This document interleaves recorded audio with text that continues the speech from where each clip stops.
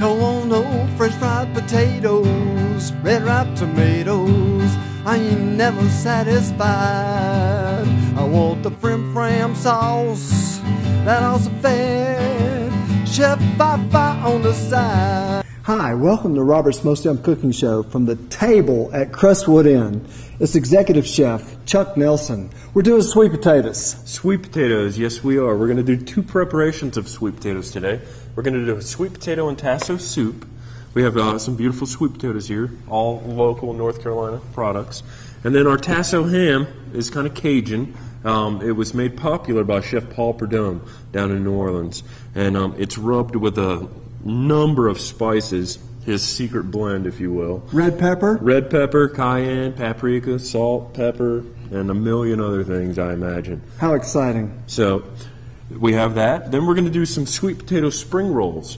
And we have some spring roll wrappers or egg roll wrappers, and you can find those in your grocery store, in the freezer section probably. If not there, then in the deli section. Will you be using these shredded sweet potatoes? Yes, we actually julienne these by hand. Julienne. And then we'll saute those up and then get everything rolled up nice into the egg roll and get it going. How exciting. You're going to want to eat at the table, Crestwood Inn, Shoals Mill Road, near Boone. And when we come back, we'll go ahead and get started on the soup. Welcome back. We're going to go ahead and get started on the sweet potato and tasso soup. Here we have some cubed up butter, and there's nothing better to cook with than butter if you like flavor. So we like a lot of flavor. So we're going to go ahead and put some of that into a hot pot and let that get going, get that melted. Then we're going to go ahead and put in our onions that we have chopped. There's roughly about 1 onion chopped. Then we have about 3 stalks of celery that we're going to add in. 1 green bell pepper. And we're going to let that cook for a little bit.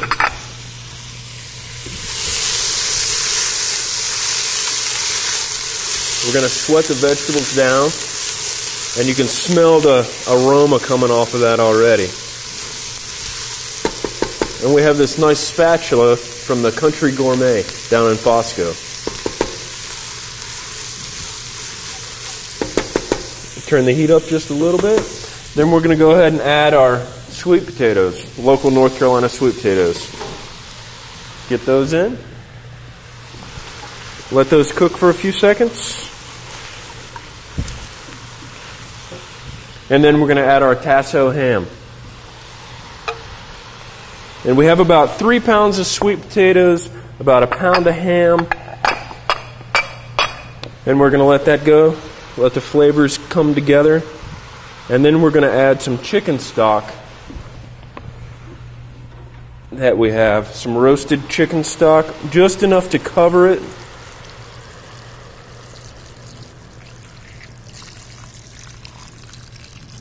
And you can smell that already. It smells wonderful. So there we go. And this is the start of the tasso soup. And we're going to let that go for a little while. And while that's cooking, we're going to go ahead and start on the spring rolls.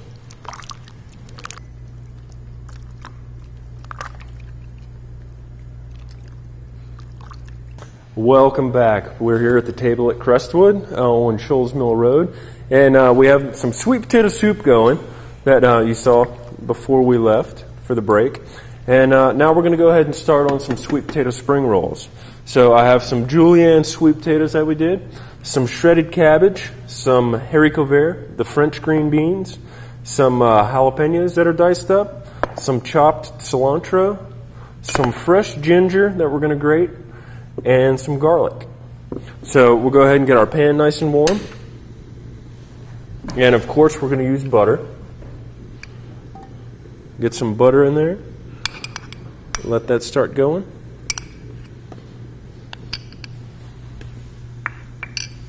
So once the butter gets melted, then we'll go ahead and add the sweet potatoes and then everything else to that.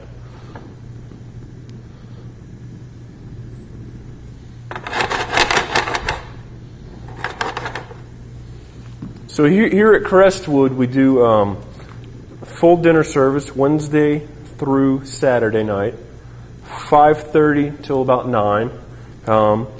and we have probably the best view in town.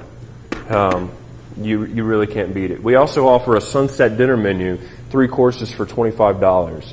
And you have a choice of salmon, steak, soup, salad, and dessert. And then we also have the Dog Star Bar, which we have a nice upscale bar menu in there. So now that the butter's melted, we're going to go ahead and put our sweet potatoes in.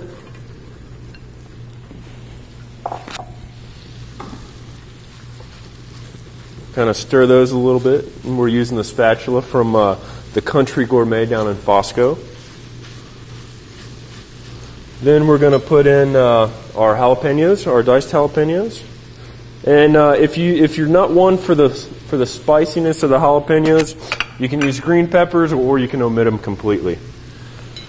Then we have some fresh ginger that we're going to grate. And here we have a microplane, and I'm sure you can pick one of these up at the Country Gourmet as well. And we're just going to grate that over the sweet potatoes.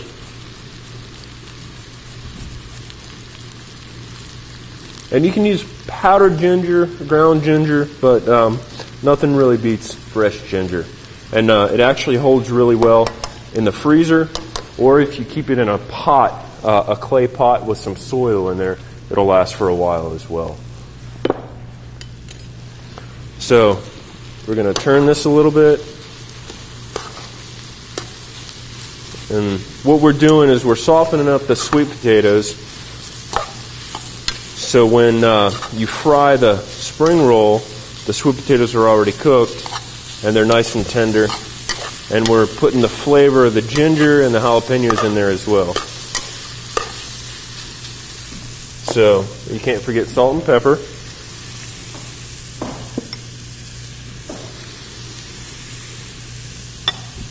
And then some chopped cilantro we're going to put in there. We're going to let that cook a little bit longer, and then we're going to add the garlic.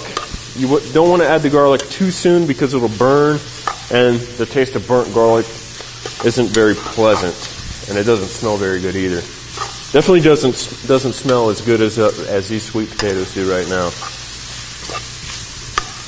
And you can kind of see them kind of getting soft and cooking. Some of the liquid out of the potatoes, the natural water that's in the potato, is coming out. And the sugars that are in the potatoes are coming out. So that's going really well. We're going to check the soup that we started earlier, and it's starting to come to a boil. And you want to let this go until the potatoes are kind of soft. And a couple different ways you can go about doing the soup is to puree it. You can use a blender or an immersion blender, and we'll be doing the immersion blender today. Or you can leave it whole and go kind of rustic, kind of chunky and that, if you will.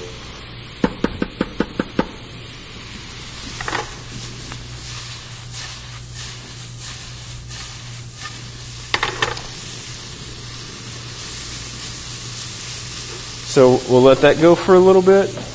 And then here I have some nice lettuce that we get from a local farmer, Charlotte's Greenhouse. She's down in Valley Cruces, and she's open to the public. A lot of restaurants in the area use her for her lettuce, and it's very, very good stuff. And she grows other things as well, herbs, different vegetables.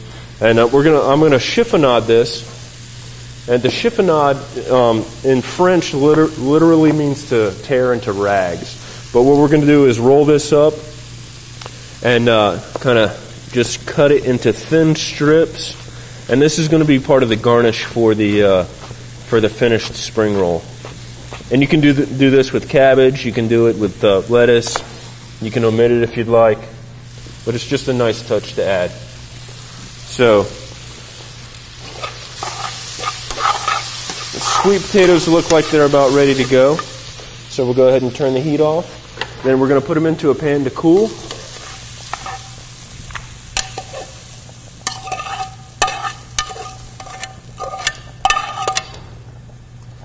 So we're going to let those chill out for a few minutes. And when we come back, we'll go ahead and roll the spring rolls. Welcome back. And here we are again at the table at Crestwood. Right now, the soup is looking really, really, really, really yummy. And as Robert would say, most yum. And it's just about ready to go. But we're going to let it go for a little bit longer. And in the meantime, we're going to go ahead and roll up the spring rolls. Here I have the spring roll wrapper, or egg roll wrapper. A little bit of water. We have some cabbage, the sweet potatoes that we cooked. On the break, I went ahead and added the garlic to it afterwards, just so the heat from the potatoes will go ahead and cook that a little bit and release some of that oil that's in the garlic. And then we have some haricots verts, the French green beans. So we're going to get a little bit of cabbage. Actually, we're going to go ahead and get some water. You can use the egg wash if you'd like, but water works as well, and it's a lot less expensive than using eggs. So we're going to go ahead and wet the corners of this. And you want to keep these kind of moist while handling them. Maybe a damp cloth or damp paper towel so they don't dry out and get brittle and crack. So a little bit of cabbage right in the middle. And there's really no right or wrong way to roll these up. It's, however you want to make them. So we got the cabbage, a couple green beans we're going to put in here for a little extra crunch and color. Then we're going to get some of these nice sweet potatoes. And that has the jalapenos, the sweet potatoes, the ginger, and the garlic in there, and salt and pepper. So we got a nice amount there.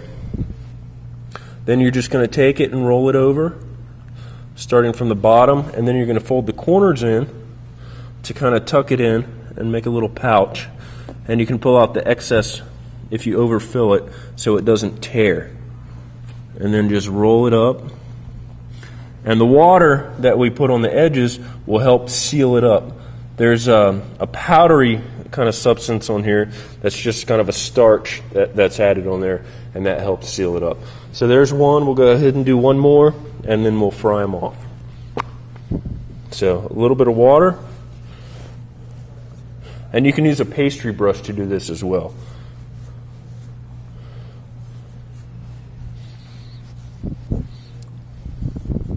Who thought playing with food could be so fun, huh? So we got some cabbage,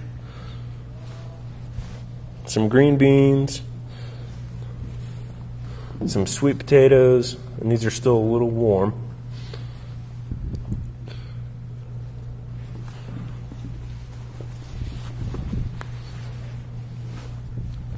And then we'll roll it from the bottom, tuck in the sides, and roll it up, making sure that you get everything covered up. So, and then we have some hot oil. You want to go about 350, maybe 375. And you want to be very careful when you're frying, especially at home. So make sure you have a fire extinguisher handy. And if your kids are at home alone, make sure they're not cooking with grease. So we have that. Go ahead and get this out of the way. And then we'll go ahead and put those in. And you want to make sure you have enough oil in here to fully submerge the rolls. And just kind of keep them going, turning. And they'll go for about a minute, maybe 2 minutes. And this is something that you can prepare ahead of time. If you're going to have a party, you can do these. And then put them in the freezer. Or you can put them in the refrigerator. If you do them in the freezer, you'll have to make sure that when you fry them, turn your heat down a little bit more, and they'll have to cook a little bit longer. And you can see the nice golden brown that they're coming out right now. So we'll go ahead and pull that out. And get this one both sides fried.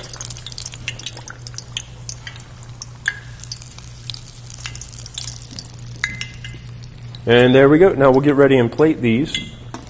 We'll let them cool slightly. And here we have the lettuce that we chiffonaded earlier. And again, chiffonade is when you roll it up and cut it into thin strips.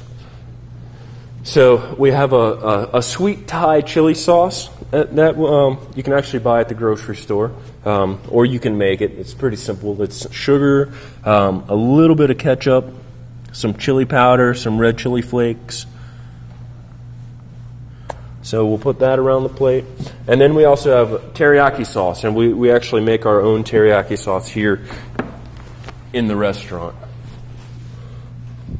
So we'll let these drain a little bit, and you can see some of that oil coming out of them. And we'll give our soup one last stir.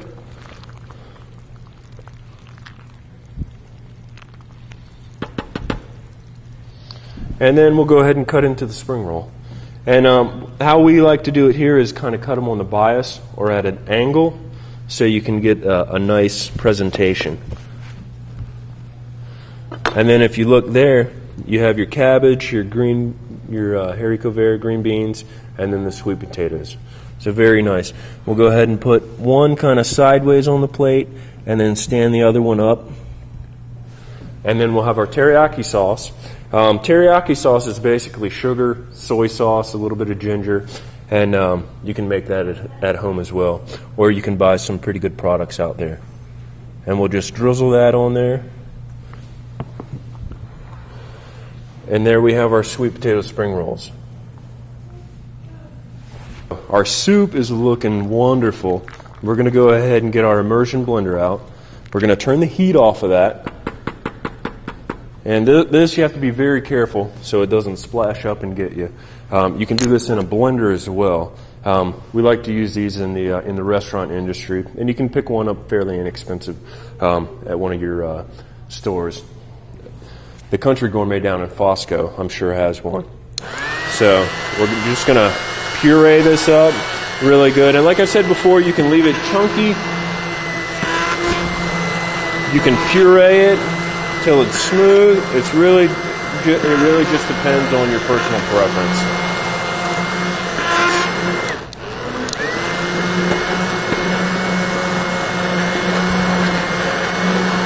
And this one is actually kind of quiet.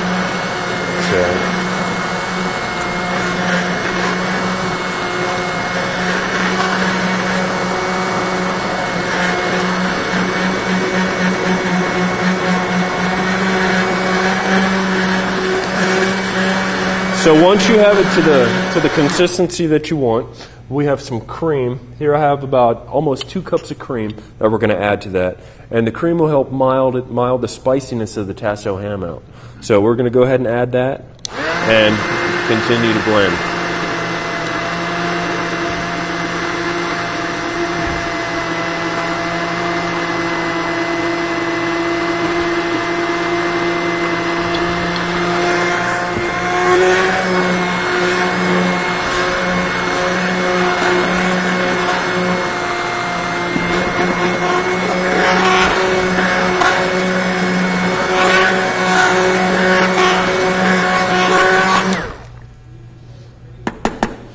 Now that it's blended, we'll take this out, set it aside. We have a nice ladle here, nice bowl, and you can use any size bowl you want. If you want a lot of soup, get a nice big large bowl, or a small one, you can do that. So we're going to go ahead and ladle in here. And there is a little trick to when you ladle out of a pot right into a bowl. If you take your ladle, pull it out, dip it back in the soup or liquid for a second, you have a few seconds before it drips. So that's a little tip for you at home. And boy, does this smell wonderful. So I have here a little bit of creme fraiche. You can use sour cream or you can pick up some creme fraiche. And we're just going to make a little design in here.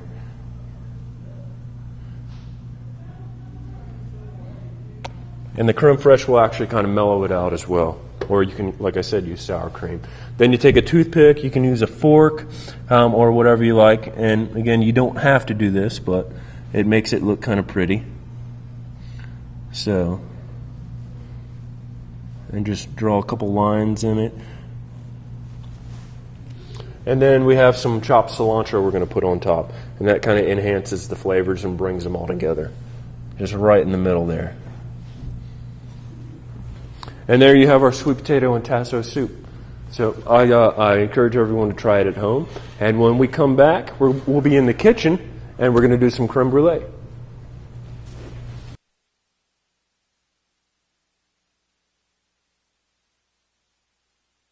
Welcome back.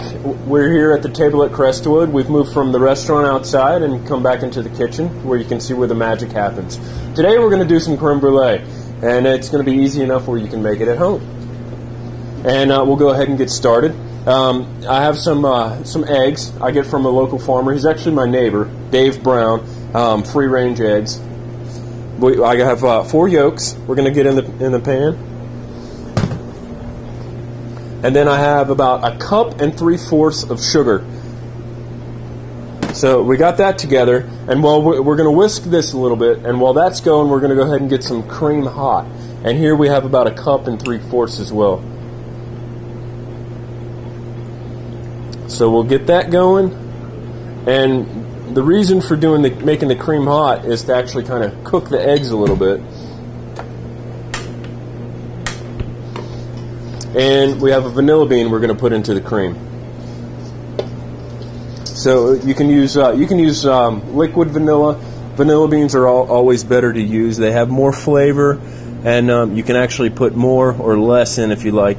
And what you do is just kind of make an incision down the middle of it, and then open it up, and it'll expose all the little tiny vanilla beans from the pod. And take your knife and scrape down, and you'll see all that good vanilla flavor come out, and that's all the little specks. So that'll go in the cream, and then we'll actually put the whole bean in the cream. So we'll let that come to a low boil. You don't want to let it go too quick, because it can boil over, and that can be dangerous. You can start a fire. So make sure you're watching that while you're whisking the sugar and eggs. So we'll go ahead and start that. And what you're looking for here is a light yellow, kind of smooth consistency. And the more you whip it, the lighter it will become, and the more volume you'll get to it.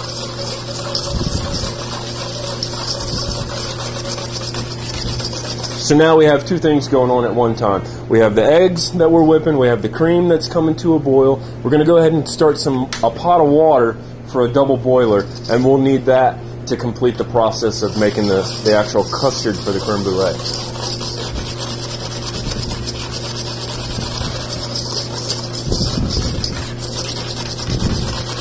And you can see that starting to incorporate. The sugar is actually dissolving into the liquid of the egg. And these eggs are really nice. It's nice to go to the farmer's market and get fresh eggs. You can tell that the yolk is definitely a lot darker than the eggs you buy at the grocery store.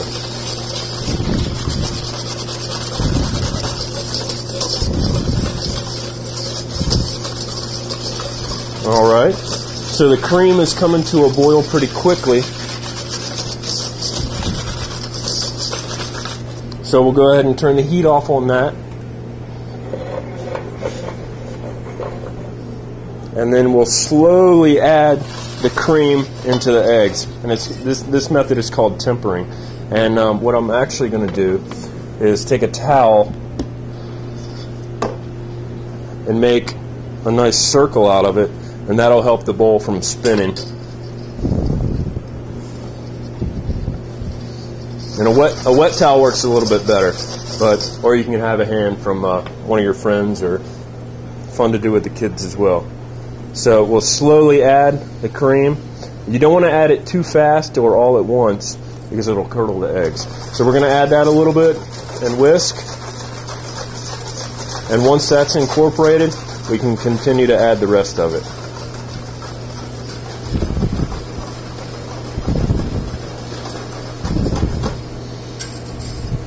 So we have all that out, and then we're going to whisk this a little bit, get it really well combined. We're going to go ahead and put it over a pot of boiling water, which is called a double boiler, and that's going to slowly cook the eggs and cream, and it's going to make it nice and thick, a rich custard. So, and you want to be kind of careful, make sure your pot's not too big, make sure it's not too small, and you don't want to have the water touching the bottom of the bowl. So, and you want to continuously mix and stir. And that's going to reach kind of a thick custard, pudding almost consistency. Not quite as thick as pudding, but you'll know when it gets there. So we're going to whisk that for a little bit. And this is starting to come together really nice. And let me grab this towel so I can show you. And you can kind of see. And with the spatula, you see it's kind of thick and coats the back of the spatula. So that looks like it's about ready. We're going to cut the heat off. Set this to the side. I'm going to go ahead and get this out of the way.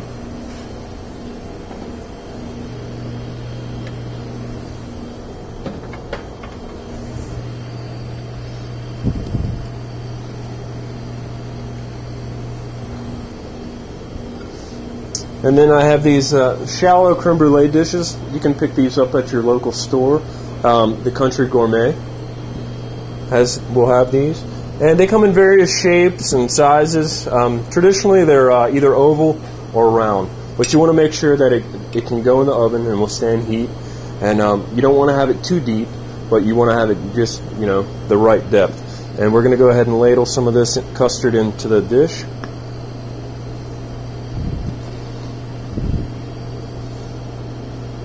And you can do these evenly, and you can make these ahead of time if you're going to do like a little cocktail party or dinner party.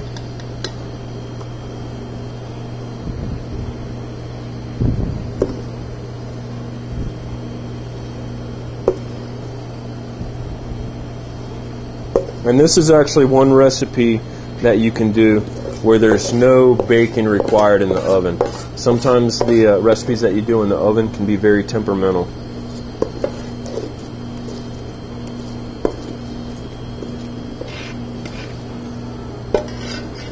So we have those done. Now what we're going to do is we're going to put these in the refrigerator and let them chill. They'll set up, and once they're set, we'll come back and then we'll sprinkle some sugar on top and then brulee them. All right, now that the creme brulee is chilled, it again depends on your refrigerator how quick it works, but you see it's very, very stable, and it's a very nice consistency as well. So we'll take a little bit of sugar. You can use brown sugar, white sugar, whatever you like. If you use brown sugar, it has a little bit more moisture in it, so you're going to have to put that in the oven by itself on a cookie tray and let it dry out a little bit. But it will give you a very nice color as well. We're going to take this and just sprinkle it on.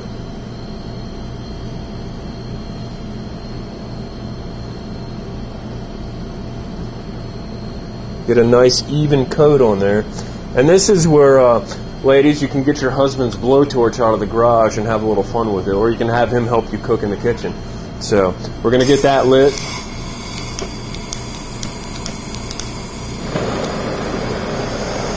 And then when you're doing this, you kind of want to hold the brulee dish.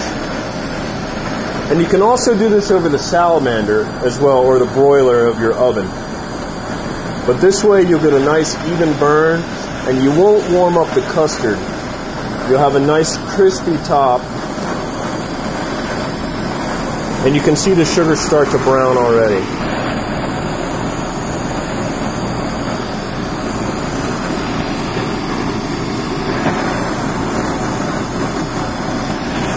So there we go. And what we like to do here is, while it's still hot, before the sugar sets up, go ahead and put some fresh berries in it.